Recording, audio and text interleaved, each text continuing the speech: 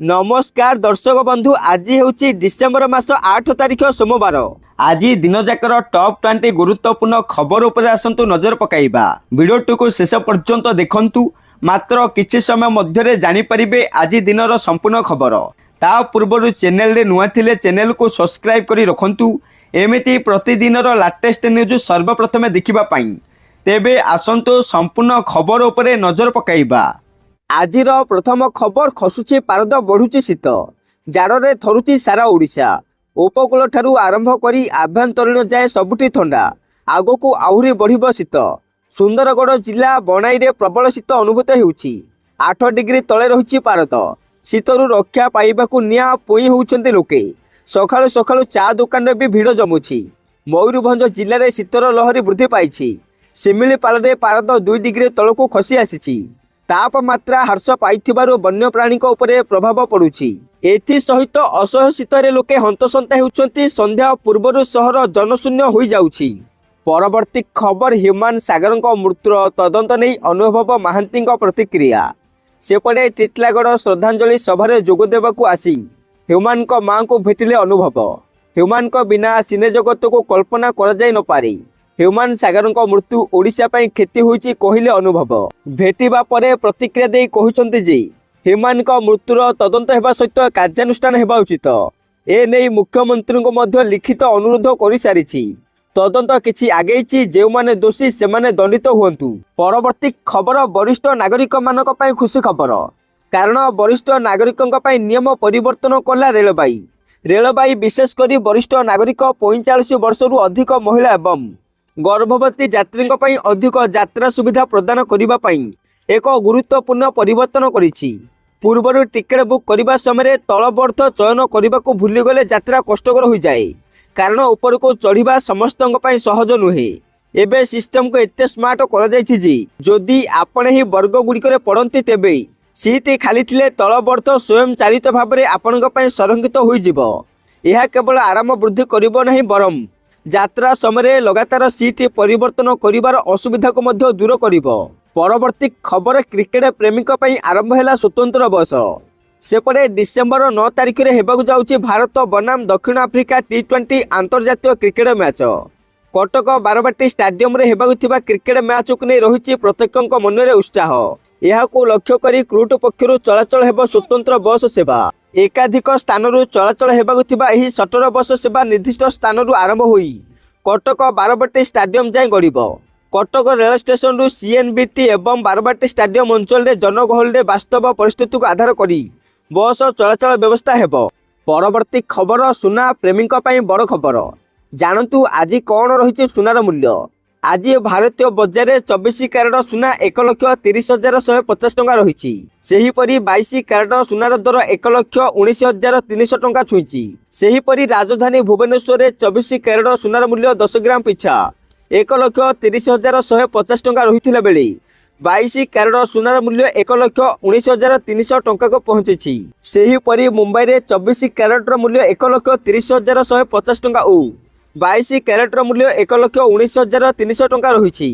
नुआ दिल्ली में 24 कैरेट सुनार मूल्य 1,30,300 टंका और 22 कैरेट सुनार मूल्य 1,19,450 टंका रही। आउ अन्य पटे रूपा मूल्य किलो पिछा 1,90,000 टंका होइछि। परवर्ती खबर, चाकरी करबा पई चाहुथिबा आशायीक पई खुशी खबर। कारण राज्य में 314टी ओडिया आदर्श विद्यालय रे ओडिया शिक्षक नियुक्ति हेबे। समस्त OAV रे जड़े लेखाएं ओडिया प्रशिक्षित स्नातक शिक्षक नियुक्ति पाई नूतन पद सृष्टि होइछि। विद्यालय रे पूर्वर थिबा लाइब्रेरियन पद को उच्छेद करी ओडिया शिक्षक पदवी सृष्टि कर जाइछि। ए संपर्क में शनिवार विद्यालय गणशिक्षा विभाग AFA कम स्पेशल सेक्रेटरी शिवाशीष धल राज्यर प्रधान महालेखाकार को अवगत करिसंती। तेबे लाइब्रेरियन पद उच्छेद करने आशायी मध्य असंतोष देखा देइछि।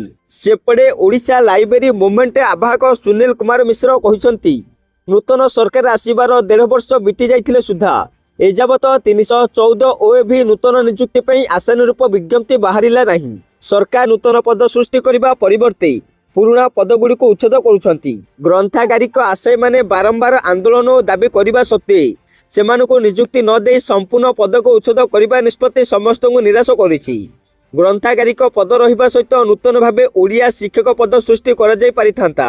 ହେଲେ ସରକାର ସେପରି ନ କରି ସିବିଏସ୍ଇ ନିୟମକୁ ଉଲ୍ଲଂଘନ କରୁଛନ୍ତି ବୋଲି ସେ କହିଛନ୍ତି। ପରବର୍ତ୍ତୀ ଖବର, ୟୁକ୍ରେନ୍ ଉପରେ ବଡ଼ ଆକ୍ରମଣ କଲା ରୁଷିଆ। ସେପଟେ ସଶସ୍ତ୍ର ବାହିନୀ ଦିବସ ଅବସରରେ ରୁଷ ପକ୍ଷରୁ ୟୁକ୍ରେନ୍ ଉପରେ ଡ୍ରୋନ୍ ଏବଂ କ୍ଷେପଣାସ୍ତ୍ର ସହିତ ଏକ ବଡ଼ ଆକ୍ରମଣ କରିଛି। ୟୁକ୍ରେନୀୟ ଅଧିକାରୀମାନେ କହିଛନ୍ତି ଯେ ରୁଷ ସାରା ଦେଶରେ 51 କ୍ଷେପଣାସ୍ତ୍ର ଏବଂ 653ଟି ଡ୍ରୋନ୍ ଦ୍ୱାରା ଆକ୍ରମଣ କରିଛି। ୟୁକ୍ରେନୀୟ ବାୟୁସେନା କହିଛି, ଆମେ 558ଟି ଡ୍ରୋନ୍ ଏବଂ 30ଟି କ୍ଷେପଣାସ୍ତ୍ରକୁ ସଫଳତାର ସହିତ ଖସାଇ ଦେଇଛୁ। ତଥାପି 29ଟି ଲକ୍ଷ୍ୟଭେଦ କରିଛି। ସୂଚନା ଦେଇ ୟୁକ୍ରେନୀୟ ଗୃହମନ୍ତ୍ରୀ ଇହୋର କ୍ଲିମେଙ୍କୋ କହିଛନ୍ତି, ସାରା ଦେଶରେ 8 ଜଣ ଆହତ ହୋଇଛନ୍ତି। ସ୍ଥାନୀୟ କର୍ତ୍ତୃପକ୍ଷ ରାଜଧାନୀ କିଭ୍ ଅଞ୍ଚଳରେ 3 ଜଣ ଆହତ ହୋଇଥିବା ସୂଚନା ଦେଇଛନ୍ତି। ପରବର୍ତ୍ତୀ ଖବର, ମା ତାରିଣୀ ଭକ୍ତଙ୍କ ପାଇଁ ବଡ଼ ଖବର। କାରଣ ଘଟଙ୍ଗା ତାରିଣୀ ପୀଠ ପାଇଁ ମୁଖ୍ୟମନ୍ତ୍ରୀ 312 କୋଟି ଟଙ୍କାର ପ୍ରକଳ୍ପର ଶିଳାନ୍ୟାସ କରିଛନ୍ତି। ଏହି ପ୍ରକଳ୍ପରେ ଅନେକ ବିକାଶମୂଳକ କାର୍ଯ୍ୟ ହେବ। ମନ୍ଦିରର ଦେହୁରୀମାନଙ୍କ ରହିବା ପାଇଁ ଗୃହ ନିର୍ମାଣ ହେବ। ବର୍ଷ ଭିତରେ ମା ତାରିଣୀଙ୍କ ପୀଠର ସମସ୍ତ ଉନ୍ନତିକରଣ କାର୍ଯ୍ୟ ସରିବ ବୋଲି ମୁଖ୍ୟମନ୍ତ୍ରୀ କହିଛନ୍ତି। ଯାତ୍ରୀମାନଙ୍କ ସୁବିଧାକୁ ଧ୍ୟାନରେ ରଖି 216 ଶଯ୍ୟା ବିଶିଷ୍ଟ ଯାତ୍ରୀ ନିବାସ, 500 ଲୋକଙ୍କ ଏକସଙ୍ଗେ ପ୍ରସାଦ ସେବନ ପାଇଁ ସୁବନ୍ଦୋବସ୍ତ, ନଡ଼ିଆ ଗୋଦାମ ସହିତ ମା ତାରିଣୀ ମନ୍ଦିର ସମ୍ବର୍ଦ୍ଧିତ ଏକ ସୁନ୍ଦର ବ୍ୟାଖ୍ୟାନ କେନ୍ଦ୍ର ପାଇଁ ଅତ୍ୟାଧୁନିକ ବ୍ୟବସ୍ଥା ମୁଖ୍ୟମନ୍ତ୍ରୀ ନିଜେ ବ୍ୟକ୍ତିଗତ ତତ୍ତ୍ୱାବଧାନ ସହିତ ଯୋଜନା କରିଛନ୍ତି। ସୂଚନା ଅନୁଯାୟୀ ଗତକାଲି ମୁଖ୍ୟମନ୍ତ୍ରୀ ମୋହନ ଚରଣ ମାଝୀ ନିଜ ଜିଲ୍ଲା କେନ୍ଦୁଝର ଗସ୍ତ କରିଛନ୍ତି। ମୁଖ୍ୟମନ୍ତ୍ରୀଙ୍କ ଏହି ଗସ୍ତ କେବଳ ନିଜ ଜିଲ୍ଲା ଗସ୍ତ ନୁହେଁ, ଜିଲ୍ଲାର ମୂଳ ସାଂସ୍କୃତିକ ପରିଚୟ ମା ତାରିଣୀ ପୀଠର ସର୍ବାଙ୍ଗୀନ ବିକାଶ ପାଇଁ ନୂଆ ଯୋଜନାର ଆରମ୍ଭ କରିଛନ୍ତି। ପରବର୍ତ୍ତୀ ଖବର, ଆୟୁଷ୍ମାନ ଭାରତ ଯୋଜନାରେ IVFକୁ ସାମିଲ କରିବାକୁ ସୁପାରିଶ। କାରଣ ଭାରତରେ ଅନେକ ଦମ୍ପତି ସ୍ୱାଭାବିକ ଭାବରେ ଗର୍ଭଧାରଣ କରିପାରନ୍ତି ନାହିଁ। ଏପରି ପରିସ୍ଥିତିରେ ସେମାନେ ପ୍ରଯୁକ୍ତିବିଦ୍ୟାର ସାହାଯ୍ୟ ନେଇ ସନ୍ତାନ ଜନ୍ମ କରିବାର ଇଚ୍ଛା ପୂରଣ କରନ୍ତି। କୃତ୍ରିମ ଭାବରେ ସନ୍ତାନ ଜନ୍ମ କରିବାର କୌଶଳକୁ IVF ଇନ୍ ଭିଟ୍ରୋ ଫର୍ଟିଲାଇଜେସନ୍ କୁହାଯାଏ। ଏଥିରେ ଶରୀର ବାହାରେ ଜଣେ ମହିଳାଙ୍କ ଡିମ୍ବାଣୁ ଏବଂ ପୁରୁଷଙ୍କ ଶୁକ୍ରାଣୁକୁ ମିଶ୍ରଣ କରି ଏକ ଭ୍ରୂଣ ସୃଷ୍ଟି କରାଯାଏ ଏବଂ ତାପରେ ମହିଳାଙ୍କ ଗର୍ଭାଶୟରେ ପ୍ରତିରୋପଣ କରାଯାଏ। କିନ୍ତୁ ଏହି ପ୍ରକ୍ରିୟା ବହୁତ ମହଙ୍ଗା ହୋଇଯାଇଛି ଏବଂ ଲୋକମାନେ ରଣଫାଶରେ ପଡ଼ି ଯାଉଛନ୍ତି ବୋଲି ଏକ ସରକାରୀ ଅଧ୍ୟୟନରୁ ଜଣାପଡ଼ିଛି। ତେଣୁ କେନ୍ଦ୍ର ସରକାରଙ୍କୁ ଆୟୁଷ୍ମାନ କାର୍ଡ ଯୋଜନାରେ IVFକୁ ସାମିଲ କରିବା ପାଇଁ ଅନୁରୋଧ କରାଯାଇଛି। ପରବର୍ତ୍ତୀ ଖବର, ଡିସେମ୍ବରରେ କରନ୍ତୁ ଏହି 4 ଜରୁରୀ କାମ, ନଚେତ ପଡ଼ିପାରନ୍ତି ଅସୁବିଧାରେ। ଆଉ କିଛି ଦିନ ପରେ ଆରମ୍ଭ ହେବ 2026। ଏହା ସହିତ ଅନେକ ନିୟମର ପରିବର୍ତ୍ତନ ମଧ୍ୟ ହେବାକୁ ଯାଉଛି। ତେଣୁ ଆଡଭାନ୍ସ ଟ୍ୟାକ୍ସ ପଇଠ ଏବଂ ଆଧାର ପ୍ୟାନ୍ ଲିଙ୍କ କରିବା ଭଳି ଅନେକ ଜରୁରୀ କାମ ଏହି ମାସରେ କରିଦିଅନ୍ତୁ। ଯଦି ଆପଣ ଏହି କାମ ଏହି ମାସରେ କରୁନାହାନ୍ତି, ତେବେ ଆପଣଙ୍କୁ ଅନେକ ଅସୁବିଧାର ସମ୍ମୁଖୀନ ହେବାକୁ ପଡ଼ିବ। ପ୍ରଥମ, ଯଦି ଆପଣ 2024 ଅକ୍ଟୋବର 1 କିମ୍ବା ତା ପୂର୍ବରୁ ଆଧାର କାର୍ଡ କରିଛନ୍ତି, ତେବେ ଏହାକୁ ପାନ୍ ସହିତ ଲିଙ୍କ କରିବା ଡିସେମ୍ବର 31 ସୁଦ୍ଧା ବାଧ୍ୟତାମୂଳକ। ନହେଲେ ପାନ୍ କାର୍ଡ ଅଚଳ ହୋଇଯିବ। ତାହା ସହିତ ବ୍ୟାଙ୍କିଂ, ନିବେଶ, ITR ଫାଇଲରେ ଅନେକ ଅସୁବିଧା ହୋଇପାରେ। ସେହିପରି ଆଡଭାନ୍ସ ଟ୍ୟାକ୍ସ ଭରିବାର ଶେଷ ତାରିଖ ଡିସେମ୍ବର 15। ଏହା ସେହିସବୁ ବ୍ୟକ୍ତିଙ୍କୁ ଦେବାକୁ ପଡ଼ିଥାଏ ଯେଉଁମାନଙ୍କର ଆନୁମାନିକ ଦେୟ TDS କାଟିବା ପରେ 10,000ରୁ ଅଧିକ ରହିଛି। ଡିସେମ୍ବର 15 ପୂର୍ବରୁ ଏହି କାମ ସାରି ଦିଅନ୍ତୁ। ଏହା ସହିତ ଟ୍ୟାକ୍ସ ଅଡିଟ୍ ଥିବା ଟ୍ୟାକ୍ସ ପେୟରଙ୍କ ପାଇଁ ଇନକମ୍ ଟ୍ୟାକ୍ସ ରିଟର୍ଣ୍ଣ ଦାଖଲ କରିବାର ଶେଷ ତାରିଖ ହେଉଛି 2025 ଡିସେମ୍ବର 10। ତେଣୁ ଏହି ତାରିଖ ମଧ୍ୟରେ ଫାଇଲ କରାଯାଇଥିବା ରିଟର୍ଣ୍ଣକୁ ସମୟ ଅନୁସାରେ ଫାଇଲ କରାଯାଇଥିବା ରିଟର୍ଣ୍ଣ ବୋଲି ଧରାଯିବ। ଏହା ଉପରେ କୌଣସି ଲେଟ୍ ଫି କିମ୍ବା ଜରିମାନା ଲାଗିବନି।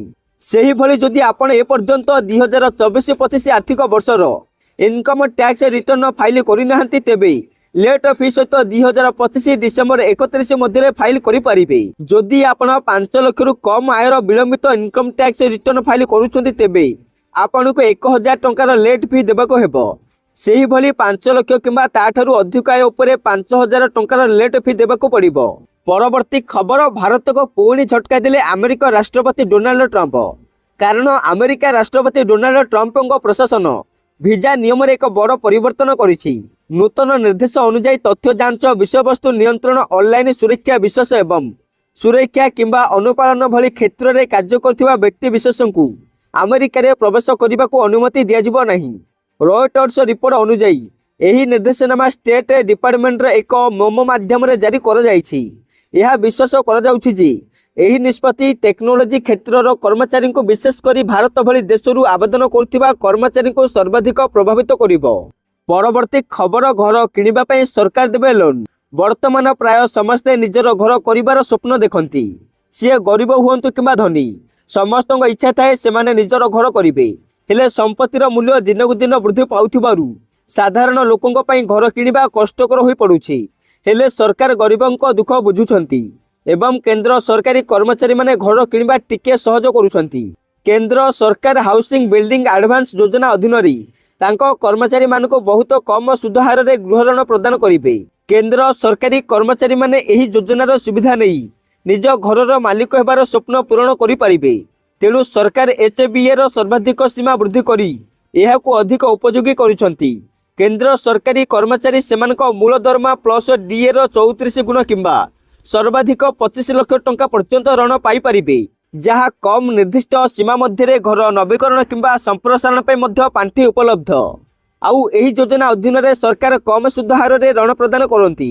एचबीए साधारणतः 6% रु 7.5% पर्यंत स्थिर सुध हार आदाय करती जेतेबेले घरोई बैंक गृह ऋण हार बहुत अधिक थाए। परवर्ती खबर अछि अंगनवाड़ी पाई बड़ घोषणा। प्रभाती कहिले राज्य सरकार प्रथमे 5 पर 7 और 12 लाख टंका अंगनवाड़ी केंद्र निर्माण प्रथमे देउथिले एबे अंगनवाड़ी केंद्र निर्माण लगी सरकार 15 लाख टंका पर्यंत देउछंती। हेले मुख्य शासन सचिवक अध्यक्षतारे गोटिए बैठक किछि दिन तळे होइतिला। एथिरे सरकारक पक्षरु अंगनवाड़ी केंद्र प्रतिष्ठा लगी 25 लाख टंका पर्यंत दियाजिबाकू प्रस्ताव रहिछि जोठारे अर्थ अभाव कारणरू अधा पंतरिया भावे अंगनवाड़ी केंद्र पड़ी रही। विधायक माने तालिका करी सीडीपीओ को माध्यम रे रिपोर्ट प्रदान कले विभाग पक्षरु तार कार्य कराजिबो। विभाग निज अर्थरे जागा किणी अंगनवाड़ी करबा लगी प्रस्तुति अछि हेले विधायक माने जदि कोनोसी कम्युनिटी स्थान चिन्हट करिवे तेबे सेही कार्य आहुरी तुरंत होई परिबो। राज्यर प्रत्येक अंगनवाड़ी केंद्र निजस्व गृह रे चलिबो।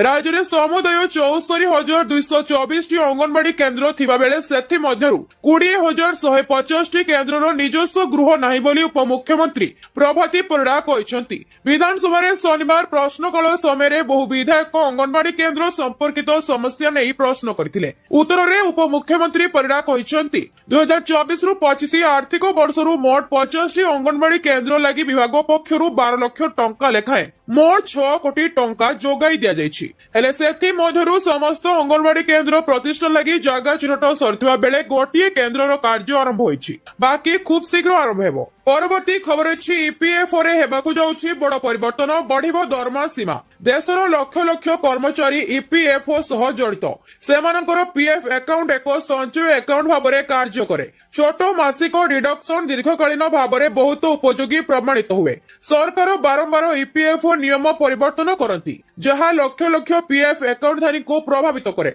ईपीएफओ रे जोग देबा पई सरकार एक दरमा सीमा निर्धारण करछंती। जदि नूतन सीमा कार्यकारी हुए तेबे 10 मिलियन रु अधिक कर्मचारी अवसर पांठी एवं पेंशन सुरक्षा द्वारा कभर हेबे। वर्ष वर्ष धरी दरमा गठन परिवर्तन होइछि पुराना नियम और कर्मचारी को आवश्यकता पूर्ण करूनाही। एही कारणरू दरमा सीमा वृद्धि पाई प्रस्तुति चलिछि। वर्तमान ईपीएफओ रे जोग देबा पई बाध्यतामूलक दरमा 15,000 अटे तथापि सरकार एहाकू वृद्धि करबाकू गंभीरतार सहित विचार करूछंती। नुआ परिवर्तन अनुसार एही सीमा 25,000 को वृद्धि करा जाई पारे। जदि एहा हुए तेबे सबुठारु बड़ लाभ सही कर्मचारी मानकू मिलिबो जो मानकर मूल दरमा 15,000 रु टिकिए अधिक एवं जो माने वर्तमान ईपीएफ एवं ईपीएस कवरेज बाहर अछंती सीमा वृद्धि सेमानकू सीधा सड़क ईपीएफओ रो परिसर को आनिबो। परवर्ती खबर अछि 8th पे कमिशन केते बढ़िबो दरमा। पेंशन संशोधन उपरे सरकार को बड़ बयान उपकृत हेबे 1 कोटी परिवार। गत किछि सप्ताह धरी केंद्र सरकारी कर्मचारी एवं पेंशन भोगी उपरे लागि रहितबा अनिश्चितता एबे संपूर्ण दूर होइछि। अर्थ मंत्रालय राज्यसभा रे एही खबर को निश्चित करछि जहाकू देशव्यापी लक्ष लक्ष सरकारी कर्मचारी एवं अवसर प्राप्त कर्मचारी अपेक्षा करथिले। सरकार स्पष्ट करिसंति जे अष्टम वेतन कमिशन केवल वर्तमान कर्मचारी को पई दरमा गठन निर्णय करिबो नाही बरं पेंशन संशोधन उपरे मध्य सुपारिश करिबो। पेंशन ले कोनोसी परिवर्तन हेबो कि कर्मचारी संगठन एवं पेंशन भोगी वर्तमान मध्य सबुठारु बड़ प्रश्न थिला जे पेंशन को अष्टम वेतन कमिशन शर्तावली रे अंतर्भुक्त करा जायतिला कि नाही। प्रकृत रे अनेक कर्मचारी संघ पूर्वरु सरकार को चिठी लिखि चिंता प्रकाश करथिले जे शर्तावली रे पेंशन को स्पष्ट भाव रे उल्लेख करा जिबा उचित। एही संदेह दूर करी अर्थ राष्ट्र मंत्री पंकज चौधरी राज्यसभा रे एक सरकारी विबृत्ति जारी करिसंती। ପରବର୍ତ୍ତୀ ଖବର ଅଛି ଏସବିଆଇ ରେ ଆକାଉଣ୍ଟ ଅଛି କି ଏହି ଭୁଲ କରନ୍ତୁ ନାହିଁ ନହେଲେ କଟିଯିବ ଟଙ୍କା।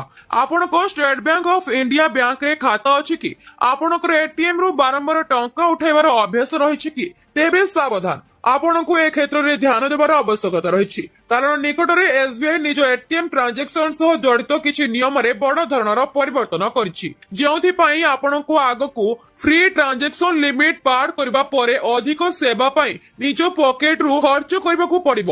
2025 ମସିହା ଫେବୃଆରୀ ଓ ମଇ ମାସରୁ ଲାଗୁ ହୋଇଥିବା ଏହି ନିୟମ ଯୋଗୁଁ ଆପଣଙ୍କୁ ଏଟିଏମ ର ବ୍ୟବହାର ମହଙ୍ଗା ପଡିବାକୁ ଯାଉଛି। ଚଳିତ ବର୍ଷ ଫେବୃଆରୀ ମାସରୁ ଏସବିଆଇ ନିଜ ଗ୍ରାହକଙ୍କ ପାଇଁ ଏଟିଏମ ସହ ଜଡିତ ଟ୍ରାଞ୍ଜାକ୍ସନ ଫ୍ରି ଲିମିଟ ଓ ଫିସ୍ ସହ ଜଡିତ ନୂଆ ନିୟମ ଲାଗୁ କରିଛି, ଯେଉଁଥିପାଇଁ ବର୍ତ୍ତମାନଠୁ ଏସବିଆଇ ର ସମସ୍ତ ଗ୍ରାହକଙ୍କ ଉପରେ ଗୋଟିଏ ଭଳି ଫ୍ରି ଲିମିଟ ଲାଗୁ ହେବାକୁ ଯାଉଛି। ଏହି ନୂଆ ନିୟମ ଅଧୀନରେ ଏସବିଆଇ ନିଜର ସମସ୍ତ ଗ୍ରାହକ ମାନଙ୍କୁ ପ୍ରତି ମାସ ନିଜ ଏଟିଏମ ବ୍ୟବହାର ପାଇଁ 5 ଥର ଓ ଅନ୍ୟାନ୍ୟ ବ୍ୟାଙ୍କ ବ୍ୟବହାର ପାଇଁ 10 ଥର ଫ୍ରି ଟ୍ରାଞ୍ଜାକ୍ସନ ଲିମିଟ ସେଟ୍ କରୁଛି, ଯାହାର ସିଧାସଳଖ ଉତ୍ତର ହେଉଛି ଆପଣ ଗୋଟିଏ ମାସରେ 15ଟି ଟ୍ରାଞ୍ଜାକ୍ସନ କରିପାରିବେ। ପରବର୍ତ୍ତୀ ଖବର ଅଛି 20 ଜାନୁଆରୀ 2024 ରେ ଅନୁଷ୍ଠିତ ହେବ OSSTT 2025 ଯାଞ୍ଚ କରନ୍ତୁ ବିବରଣୀ। ଓଡ଼ିଶା ମାଧ୍ୟମିକ ସ୍କୁଲ ଶିକ୍ଷକ ଯୋଗ୍ୟତା ପାଇଁ 2025 ଜାନୁଆରୀ 20 2024 ରେ ଅନୁଷ୍ଠିତ ହେବ ବୋଲି ମାଧ୍ୟମିକ ଶିକ୍ଷା ବୋର୍ଡ ଆଜି ଏକ ବିଜ୍ଞପ୍ତିରେ ସୂଚନା ଦେଇଛି। ବିଜ୍ଞପ୍ତି ଅନୁଯାୟୀ OSSTT 2025 ଦୁଇଟି ସିଟିଂ ରେ ଅନୁଷ୍ଠିତ ହେବ। ପେପର 1 ପାଇଁ ପ୍ରଥମ ସିଟିଂ ସକାଳୁ 9 ରୁ 11:30 ମଧ୍ୟରେ ଅନୁଷ୍ଠିତ ହେବା ବେଳେ ପେପର 2 ପାଇଁ ପରୀକ୍ଷା ଅପରାହ୍ନ 2ଟା ରୁ 4:30 ପର୍ଯ୍ୟନ୍ତ ଅନୁଷ୍ଠିତ ହେବ। ଆଗ୍ରହୀ ଓ ଯୋଗ୍ୟ ପ୍ରାର୍ଥୀମାନେ ଆଜିଠାରୁ ଡିସେମ୍ବର 17 ପର୍ଯ୍ୟନ୍ତ OSSTT 2025 ପାଇଁ ପଞ୍ଜୀକରଣ କରିପାରିବେ। ପ୍ରାର୍ଥୀମାନେ ଜାନୁଆରୀ 10 2026 ଠାରୁ ଅଫିସିଆଲ ପୋର୍ଟାଲରେ ଲଗ୍ଇନ୍ କରି ସେମାନଙ୍କର ଆଡମିଟ୍ କାର୍ଡ ଡାଉନଲୋଡ କରିପାରିବେ। ପରୀକ୍ଷା ସମ୍ବନ୍ଧୀୟ ଅଧିକ ଅପଡେଟ୍ ପାଇଁ ନିୟମିତ ଭାବରେ ଅଫିସିଆଲ ୱେବସାଇଟ ଯାଞ୍ଚ କରିବାକୁ ବୋର୍ଡ ପ୍ରାର୍ଥୀମାନଙ୍କୁ ପରାମର୍ଶ ଦେଇଛି। ଏଠାରେ ଉଲ୍ଲେଖନୀୟ ଯେ ବିଏସସି ଓଡ଼ିଶା ଆକାଂକ୍ଷୀ ମାଧ୍ୟମିକ ବିଦ୍ୟାଳୟ ଶିକ୍ଷକମାନଙ୍କ ପାଇଁ OSSTT ପରିଚାଳନା କରେ। ଶିକ୍ଷକମାନେ କଳା, ବିଜ୍ଞାନ, ହିନ୍ଦୀ, ଶାସ୍ତ୍ରୀୟ ଏବଂ ଶାରୀରିକ ଶିକ୍ଷାର ବିଭିନ୍ନ ବିଷୟ ପଢାଇବା ପାଇଁ ଯୋଗ୍ୟତା ମାନଦଣ୍ଡ ପୂରଣ କରିଛନ୍ତି ବୋଲି ଏହା ନିଶ୍ଚିତ କରେ। ପରବର୍ତ୍ତୀ ଖବର ଅଛି ଅଜବ ଲାଗୁଥିଲେ ବି ସତ, ଏଠି ଭଡାରେ ମିଳନ୍ତି ସ୍ୱାମୀ। ଘଣ୍ଟାକୁ ଚାର୍ଜ ଶୁଣିଲେ ଆପଣ ହେବେ ଆଶ୍ଚର୍ଯ୍ୟ। ବିଶ୍ୱରେ ଏପରି ଏକ ଦେଶ ଅଛି ଯେଉଁଠାରେ ପୁରୁଷଙ୍କ ସଂଖ୍ୟା ହ୍ରାସ ପାଉଛି। ଏହି ସଂଖ୍ୟା ଏତେ ହ୍ରାସ ପାଇଛି ଯେ ମହିଳାମାନେ ଏବେ ବିବାହ ପାଇଁ ସ୍ୱାମୀଙ୍କୁ ଭଡାରେ ଦେଉଛନ୍ତି। ୟୁରୋପୀୟ ଦେଶ ଲାଟୋଭିଆରେ ଏପରି ପରିସ୍ଥିତି ଦେଖାଦେଉଛି। ଦେଶରେ ପୁରୁଷଙ୍କ ସଂଖ୍ୟା ମହିଳାମାନଙ୍କ ତୁଳନାରେ ବହୁଗୁଣ ଅଧିକ। ଫଳସ୍ୱରୂପ ଅନେକ ମହିଳା ଘର କାମ ସାହାଯ୍ୟ କରିବା ପାଇଁ ଅସ୍ଥାୟୀ ସ୍ୱାମୀଙ୍କୁ ନିଯୁକ୍ତି ଦେବା ଆରମ୍ଭ କରିଛନ୍ତି।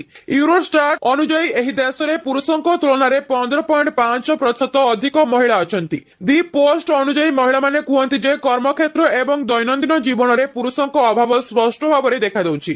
ବିଦେଶରେ ସାଥୀ ଖୋଜୁଛି। ଡାନିଆ କୁହନ୍ତି ଯେ ତାଙ୍କର ପ୍ରାୟ ସମସ୍ତ ସହକର୍ମୀ ମହିଳା। ସେ ଏହା ମଧ୍ୟ କହିଥିଲେ ଯେ ସେମାନଙ୍କ ସହିତ କାମ କରିବାକୁ ସେ ଉପଭୋଗ କରନ୍ତି। ଏକ ଉତ୍ତମ ଲିଙ୍ଗ ସନ୍ତୁଳନ ସାମାଜିକ ପାରସ୍ପରିକ କ୍ରିୟାକୁ ଅଧିକ ଆକର୍ଷଣୀୟ କରିବ। ତାଙ୍କ ବନ୍ଧୁ ଜନ୍ ବ୍ୟାଖ୍ୟା କରିଥିଲେ ଯେ ପୁରୁଷ ଜନସଂଖ୍ୟା କମ୍ ଏବଂ ନିଜ ଦେଶରେ ସୀମିତ ବିକଳ୍ପ ଯୋଗୁଁ ଅନେକ ମହିଳା ସାଥୀ ଖୋଜିବା ପାଇଁ ବିଦେଶ ଯାତ୍ରା କରନ୍ତି।